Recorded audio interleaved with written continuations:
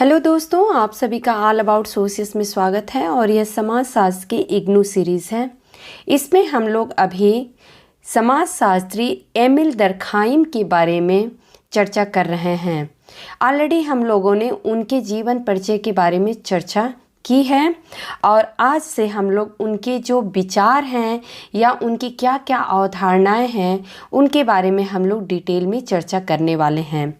सबसे पहले एमिल दर्खाइम को अगर सबसे अधिक हम लोग किसी रूप में जानते हैं तो वह एक स्वतंत्र शैक्षणिक विषय के रूप में समाजशास्त्र को मान्यता दिलाने के प्रयासों के लिए जाना जाता है।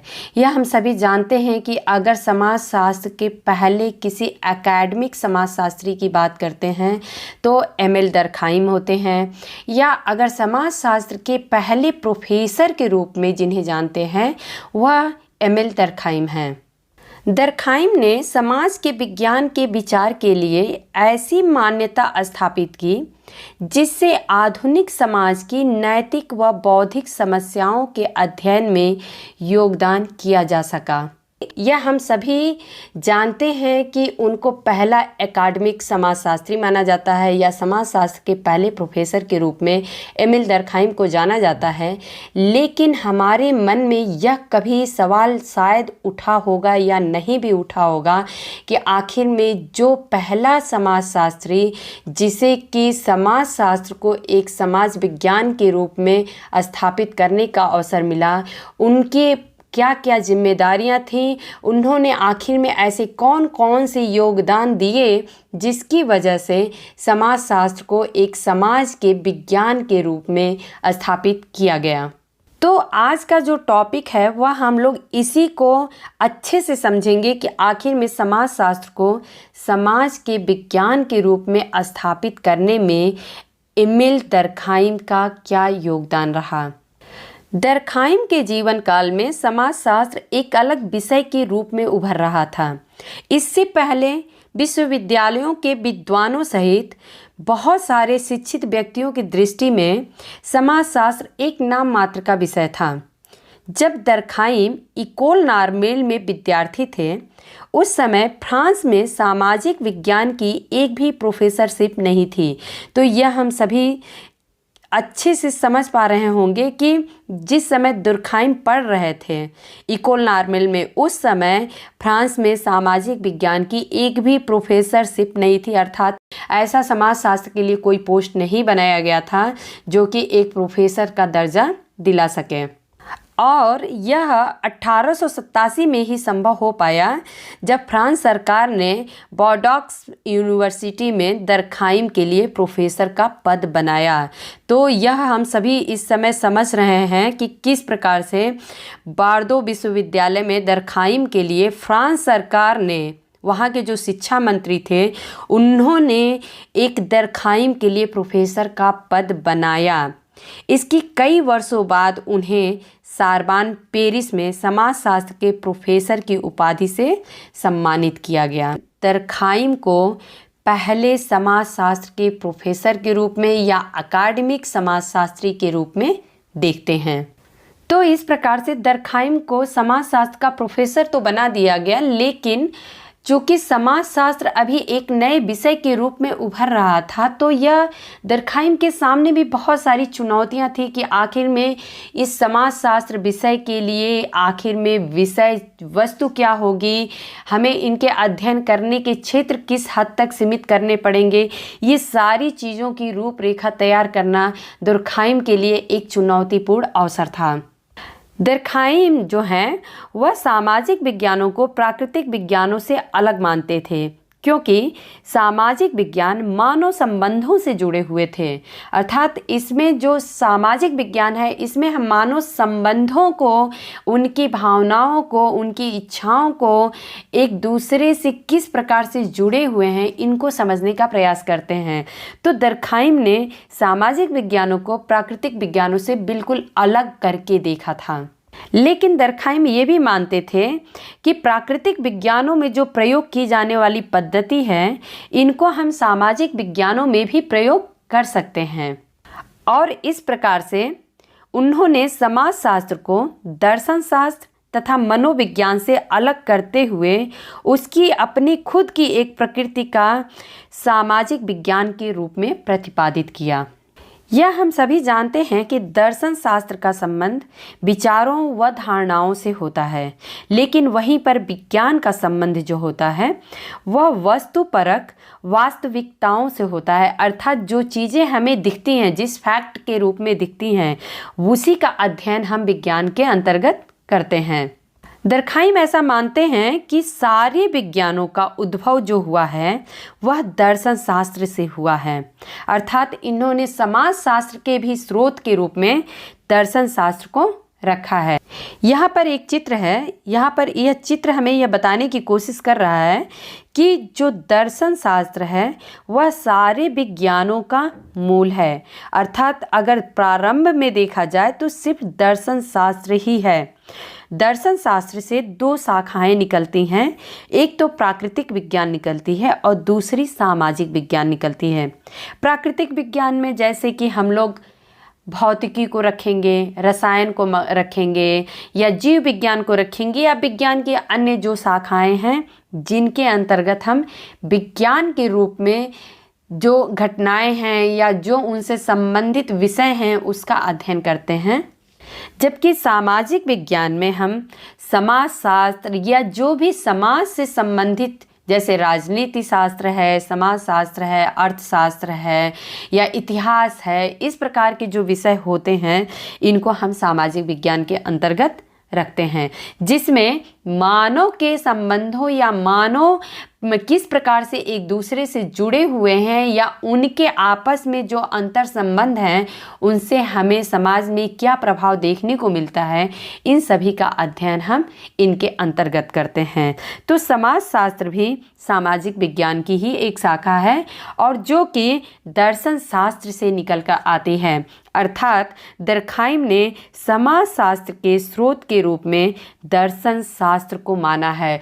अगर कभी किसी एग्ज़ाम में यह पूछ दिया जाए कि समाजशास्त्र के स्रोत के रूप में हम किस विषय को देखेंगे तो ये दर्शन शास्त्र हो जाएगा। और यदि दरखाइम की बात आती है तो दरखाइम ने बिल्कुल स्पष्ट कहा है कि समाजशास्त्र का स्रोत जो है वह दर्शन शास्त्र है।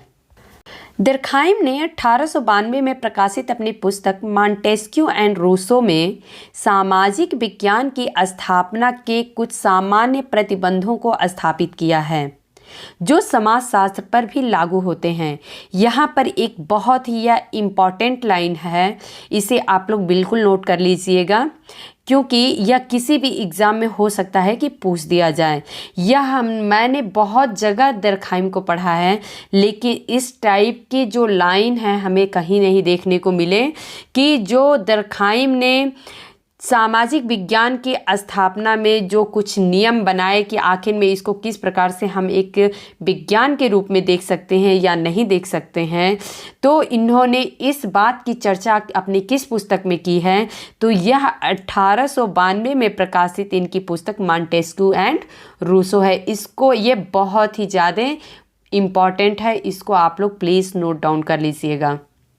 अब यहाँ पर हम लोग यह समझने की कोशिश करेंगे कि सामाजिक विज्ञान की स्थापना के जो सामान्य प्रतिबंध उन्होंने स्थापित किए कि क्या इसके अंतर्गत आएगा या मान्य नहीं होगा। तो इसमें कुछ पॉइंट्स हैं जिसको हम लोग डिटेल में समझने की कोशिश करेंगे। इसमें इन्होंने पहला पॉइंट बताया है, विज्ञान का मानवीय ज्ञान व विचारों के साथ साथ विस्तार नहीं हो सकता है। अर्थात विज्ञान को हम अपने जो मानव के ज्ञान व विचार हैं इनके साथ जोड़ के नहीं देख सकते हैं, क्योंकि मनुष्य के मन में तो विचार कुछ भी आ सकते हैं और उससे हम विज्ञान के नियम नहीं बना सकते हैं। अर्थात जो विज्ञान है और जो मानव के विचार हैं यह बिल्कुल दो अलग अलग ध्रुवों पर नजर आती है। दरखाइम कहते हैं कि मस्तिष्क में आने वाले प्रत्येक प्रश्न का हम सत्यापन विज्ञान के द्वारा नहीं कर सकते हैं। यह संभव है कि शायद किसी दार्शनिक या कलाकार का कुछ इस प्रकार का उद्देश्य होता हो, परंतु यह निश्चित रूप से विज्ञान के दायरे में नहीं आता है। विज्ञान का एक विशिष्ट क्षेत्र है, उसकी अपनी एक विषय वस्तु है।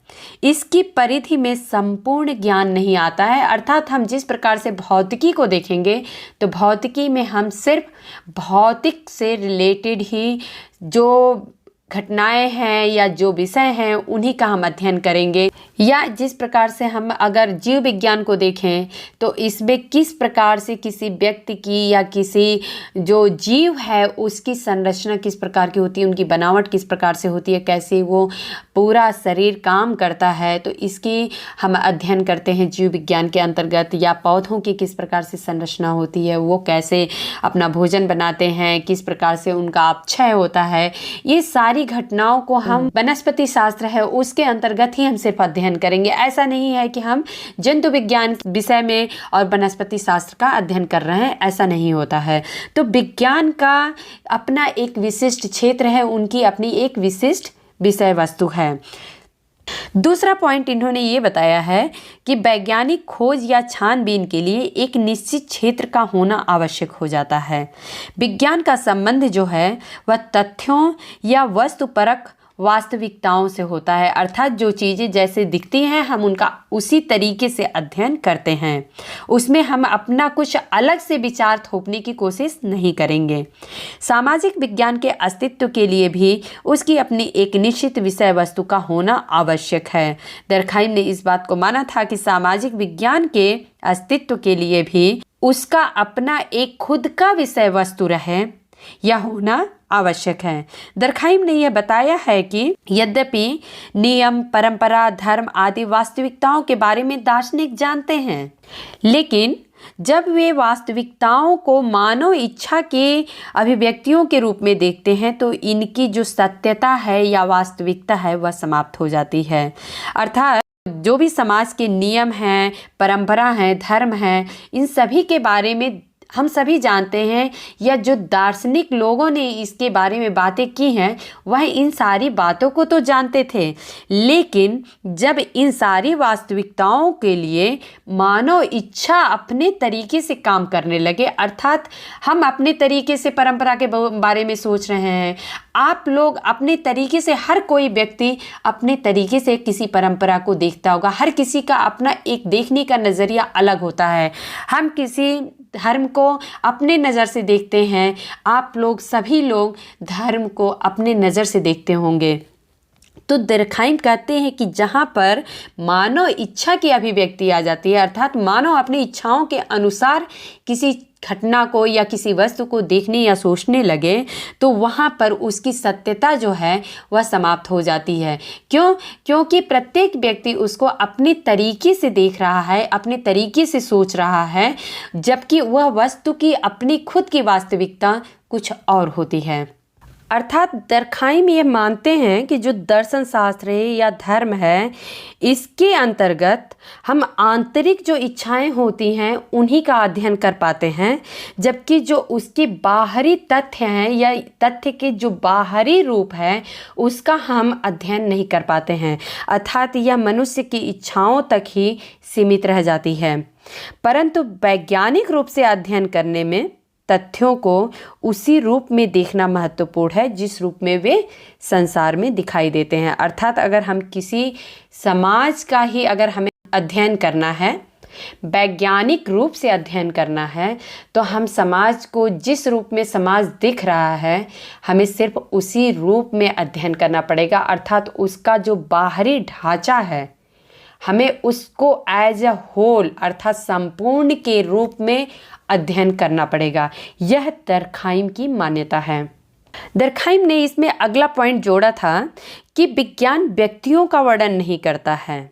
यह हम सभी जानते हैं कि विज्ञान जो है वह व्यक्तियों का वर्णन नहीं करता है। यदि मानव समाजों का वर्गीकरण किया जाए, अगर मान लेते हैं कि मानव समाज को अलग अलग भागों में बांट दिया जाए, तो यह व्यवहार के सामान्य नियमों तक पहुँचने तथा व्यवहार की नियमितता की खोज करने में हमारी सहायता कर सकता है। तो यह मानते हैं दरखाइम कि विज्ञान व्यक्तियों का वर्णन तो नहीं करता है, लेकिन यदि मानव समाज का हम वर्गीकरण करें तो यह व्यवहार करने के कुछ तो सामान्य नियम हैं। जैसे अगर हम खुश होते हैं, एक दूसरे से बातचीत करते हैं, तो चाहे वह हम यहाँ इस तरीके से खुश होकर बातचीत करें या फिर वो किसी दूसरे देश में खुशी का जो एक भाव होता है या उस माहौल में बातचीत करने का भाव, उसमें काफ़ी कुछ हमें समानता देखने को मिलेगी। ऐसा नहीं है कि हमारा खुशी का एक अलग भाव होगा और जो दूसरे देशों में हैं लोग, उनके खुशी को अपने अभिव्यक्त करने के भाव अलग होंगे। उनमें कुछ न कुछ हमें समानताएं देखने को मिलती हैं। तो दरखाइम यही कहते हैं कि इन व्यवहार के जो सामान्य नियम हैं या व्यवहार में जो नियमितता पाई जाती है, इनके खोज करने में विज्ञान हमारी सहायता कर सकता है। अगले पॉइंट में दरखाइम यहाँ पे मानते हैं कि जो सामाजिक विज्ञान है वह बहुत सारे मानव समाजों का वर्गीकरण करता है। यह हम देखते भी हैं, जैसे राजनीति शास्त्र हम देख लेते हैं या अर्थशास्त्र देख लेते हैं या इतिहास देख रहे हैं, तो विभिन्न जो विषय हैं वह मानव समाज के विभिन्न रूपों में वर्गीकरण करके उसका अध्ययन करता है। और यह भी सही है कि यह प्रत्येक प्रकार के समाज में सामाजिक जीवन की स्थिति का वर्णन करता है। दरखाइम कहते हैं कि सामाजिक विज्ञान में उसी सामाजिक प्रकार का वर्णन हम करते हैं जो कि सभी के लिए समान रूप से लागू होता है। दरखाइम ऐसा मानते हैं कि जो सभी पे समान रूप से लागू होता है, समाज के लिए वही ज़्यादा लाभदायक होता है या स्वास्थ्यकर होता है। तो यह हम सभी जानते भी हैं कि दरखाइम किस प्रकार से सबसे ज़्यादा महत्व जो दिया है उन्होंने समाज को दिया है। सुई जेनरिस का कॉन्सेप्ट अगर आप लोगों ने दरखाइम पढ़ा होगा तो पक्का पता होगा कि जो समाज होता है वही सर्वोपरि होता है, उसका स्वतः निर्माण होता है। व्यक्ति आते हैं समाज में और चले जाते हैं, लेकिन समाज का अपना अस्तित्व हमेशा ही बना रहता है। तो उन्होंने ये भी कहा है कि समाज जो होता है वह देवता होता है। तो तमाम ऐसे कथन हैं जो दरखाइम वहाँ पर यह प्रूफ करना चाहते हैं कि समाज जो है वह सर्वोपरि है, अर्थात सबसे ऊपर है। अगले पॉइंट में दरखाइम कहते हैं कि विज्ञान का प्रयास समान रूप से लागू होने वाले नियमों को प्राप्त करना है। अर्थात विज्ञान जो है वह जो नियम यहाँ पे विज्ञान से संबंधित है वही चाहे हमारी दुनिया के किसी कोने में वही नियम होते हैं। अर्थात विज्ञान का जो प्रयास है वह यही है कि किसी भी चीज़ के लिए एक समान नियम प्राप्त किया जाए, अर्थात एक सामान्य नियम की प्राप्ति की जाए जो कि हर जगह पे उस घटना के लिए बिल्कुल उसी रूप में व्याख्या करे जैसे कि कहीं दूसरी जगह कोई घटना होती है। इस प्रकार से अब हम लोग यह समझने की कोशिश करते हैं कि समाज को किस प्रकार से विज्ञान से जोड़ के और दरखाइम देखते हैं। दरखाइम कहते हैं कि यदि समाजों में नियमितता नहीं पाई जाती तो किसी भी प्रकार के सामाजिक विज्ञान की संभावना ही नहीं रहती। वह ऐसा मानते हैं कि अगर सामाजिक विज्ञान है मतलब इसका अर्थ यह है कि समाजों में नियमितता पाई जाती है। दरखाइम यह भी कहते हैं कि यदि यह सिद्धांत की सृष्टि की सभी घटनाएं एक दूसरे से बहुत ज़्यादा घनिष्ठ रूप से संबंधित होती हैं। यह हम सभी कहते हैं कि सृष्टि की जितनी घटनाएं हैं उनका सभी से एक दूसरे से घनिष्ठ संबंध होता है। तो दरखाइम कहते हैं कि प्रकृति के दूसरे क्षेत्रों के लिए भी सत्य सिद्ध हो चुका है। अर्थात ऐसा हम नहीं कह सकते हैं कि जो भौतिकी है उसमें हम किसी और चीज़ का कुछ अध्ययन नहीं कर सकते हैं, उसमें कुछ दूसरी घटनाओं का भी अध्ययन होता है। या अगर हम रसायन विज्ञान को देखें तो उसमें हम किसी और भी चीज़ों को अर्थात निर्भरता होती है, दूसरे विषयों पे भी निर्भरता होती है। और इस बात को हम लोग कांटे ने जो विज्ञानों की हायरार्की बनाई थी, स्तरीकरण दिया था, जिसमें उन्होंने सबसे पहले गणित को रखा था, उसके बाद से खगोल शास्त्र को रखा था, फिर वह भौतिक विज्ञान को रखते हैं, फिर रसायन शास्त्र को रखते हैं और फिर उन्होंने जीव विज्ञान को रखा है तथा सबसे अंतिम में और सबसे जटिल विषय के रूप में समाजशास्त्र को रखा है। तो इस निर्भरता को देखते हुए हम यह समझ सकते हैं कि जो विज्ञान है वह अपने अन्य विषयों पर भी या दूसरे विषयों पर भी किस प्रकार से निर्भर होते हैं। तो दरखाइम इसी बात को कहते हैं कि यह सिद्धांत की सृष्टि की सभी घटनाएं परस्पर एक दूसरे से संबंधित होती हैं और प्रकृति के दूसरे क्षेत्रों के लिए भी यह सत्य सिद्ध हो चुका है। तो यह मानव समाजों के लिए भी सत्य है, अर्थात वह मानते हैं कि अगर दूसरे जो भाग हैं या दूसरे क्षेत्र हैं प्रकृति के, अगर उनके लिए यह सत्य है कि सभी विषय एक दूसरे से संबंधित होते हैं, सभी क्षेत्र या सभी घटनाएं एक दूसरे से संबंधित होते हैं, तो यह सामाजिक जगत या मानव समाज के लिए भी यह सत्य है, जो कि प्रकृति का ही एक भाग है। अर्थात हम प्रकृति से मानव समाज को अलग करके नहीं देख सकते हैं। अर्थात इस प्रकार से प्राकृतिक तथा सामाजिक जगत में एक निरंतरता पाई जाती है। दर्खाइम का यह जो चिंतन है वह काम्टे के विचारों से बहुत अधिक प्रभावित था। तो अभी हम लोगों ने इसके पहले चर्चा की कि किस प्रकार से काम्टे ने जो विज्ञानों का वर्गीकरण किया था या जो स्तरीकरण किया था, हायरार्की उन्होंने दिया था कि किस प्रकार से एक विज्ञान जो है अपने ऊपर के बाकी विषयों पे निर्भर करता है। तो दर्खाइम इस बात को मानते हैं कि जब विज्ञान एक दूसरे पे निर्भर करते हैं, प्रकृति में सारी जो क्षेत्र हैं यह एक दूसरे से काफ़ी घनिष्ठ रूप से जुड़े हुए हैं, तो जो मानव समाज है वह प्रकृति से अलग थोड़े ना है, वह तो उसी प्रकृति का हिस्सा ही है ना। तो जो मानव समाज है वह भी उसी क्षेत्र में आता है। और कहीं ना कहीं प्राकृतिक तथा सामाजिक जगत में हमें एक निरंतरता देखने को मिलती है। अर्थात समाज प्रकृति से जुड़ा ही तो है, प्रकृति से अलग थोड़े ना है। तो प्राकृतिक और सामाजिक जगत को हम एक कड़ी के रूप में देखेंगे, एक साथ जोड़ के देखेंगे। और दर्खाइम का जो यह विचार था वह काम्टे से काफ़ी ज़्यादा प्रभावित था। हो सकता है किसी परीक्षा में यह पूछ दिया जाए कि जो दर्खाइम ने प्राकृतिक और सामाजिक जगत में एक निरंतरता या एक संबद्धता या एक जुड़ाव देखा था, वह किस विचारक से प्रभावित होकर उन्होंने यह विचार दिया था, तो यह काम्टे थे। काम्टे से प्रभावित होकर दर्खाइम ने इस प्रकार का विचार अपना प्रस्तुत किया था। आगे दर्खाइम कहते हैं कि प्राकृतिक व सामाजिक जगत में एक निरंतरता पाई जाती है, लेकिन सामाजिक जगत उतना ही विशिष्ट और स्वतंत्र विषय वस्तु का क्षेत्र है जितना कि भौतिक व जीव विज्ञान का क्षेत्र है। अर्थात इन्होंने एक दूसरे के बीच में संबद्धता भी दिखाई है। तो समाजशास्त्र का अस्तित्व भी तो उनको देखना था। उन्होंने इस बात को भी माना है कि जिस प्रकार से भौतिक और जीव विज्ञान का अपना एक विशिष्ट क्षेत्र है, उसी प्रकार से सामाजिक जगत का भी अपना विशिष्ट क्षेत्र और एक स्वतंत्र विषय वस्तु होनी चाहिए। उन्होंने ये कहा था कि मानव इच्छा व मानव की जो अभिव्यक्तियाँ होती हैं, इसकी श्रेणियाँ मनोविज्ञान के क्षेत्र में आती हैं। अर्थात उन्होंने माना था कि जो मानव की इच्छाएं होती हैं या उनके अभिव्यक्तियां होती हैं, जो विचार को अपने एक्सप्रेस करने के तरीके होते हैं, इन सारी चीज़ों का अध्ययन हम मनोविज्ञान में करते हैं, ना कि सामाजिक विज्ञान के क्षेत्र में करते हैं।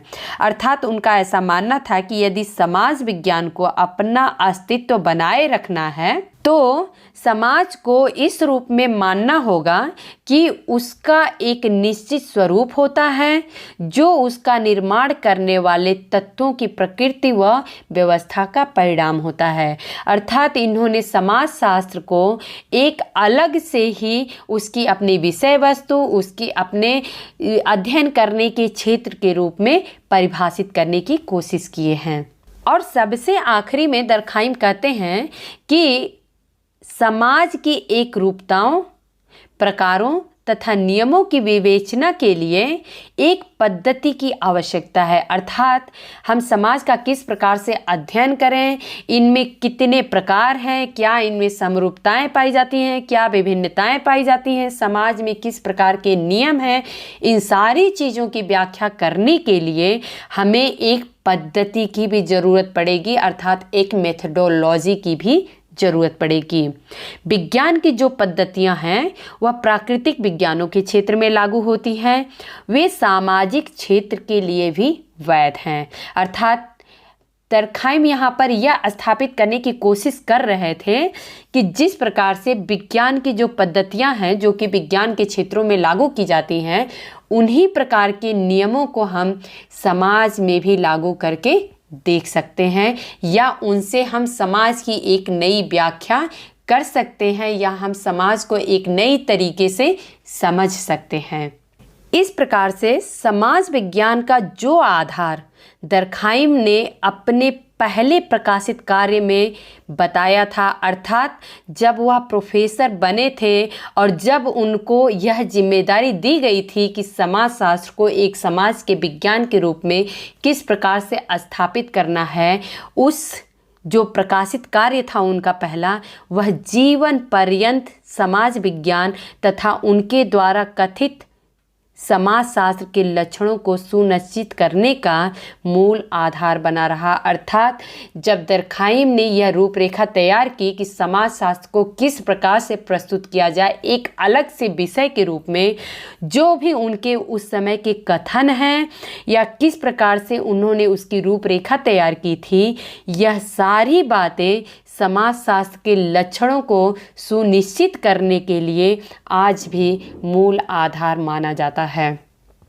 तो दोस्तों, उम्मीद है कि आप लोगों को यह दर्खाइम से संबंधित बिल्कुल एक अलग टॉपिक था, जो कि हम लोग दर्खाइम तो बहुत बार पढ़ते हैं, लेकिन इस प्रकार की व्याख्या मैंने पहले कभी नहीं पढ़ी है ना सुनी है कि किस प्रकार से दर्खाइम ने समाजशास्त्र को एक विषय के रूप में स्थापित करने के लिए उन्होंने क्या क्या योगदान दिया था, या जो उन्होंने स्थापित करने के लिए समाजशास्त्र को रूपरेखा तैयार की थी। इन सारी बातों का वर्णन उनके मॉन्टेस्क्यू एंड रूसो नामक पुस्तक, जो कि 1892 में प्रकाशित हुई थी, उसमें उन्होंने किस प्रकार से सामाजिक विज्ञान की स्थापना के लिए कुछ सामान्य प्रतिबंध होने चाहिए, इन सारे नियमों को उन्होंने स्थापित किया था। उम्मीद है कि आप लोगों को यह टॉपिक आज अच्छे से समझ में आ गया होगा और इसी कड़ी में हम लोग समाजशास्त्र को सामाजिक तथ्यों के रूप में किस प्रकार से अध्ययन किया जाता है दर्खाइम की नज़र से हम लोग समझने की कोशिश करेंगे अपने अगले वीडियो में। समाजशास्त्र को हम लोग बिल्कुल बेसिक से समझ रहे हैं और इसी कड़ी में हम लोग आगे बढ़ते जाएंगे। अर्थात अगर आप लोगों को समाजशास्त्र को अच्छे से समझना है तो आप लोग बिल्कुल शुरू से समझने की कोशिश करिए, क्योंकि जब हम बीच बीच में कोई भी टॉपिक पढ़ेंगे तो हमें अच्छे से समझ में नहीं आएगी। जब हमें अगर दर्खाइम को पढ़ना है या कार्ल मार्क्स को पढ़ना है या ऑगस्ट काम्टे को पढ़ना है, किसी को भी पढ़ना है, तो हम उनके कुछ चीज़ों को क्यों पढ़ें।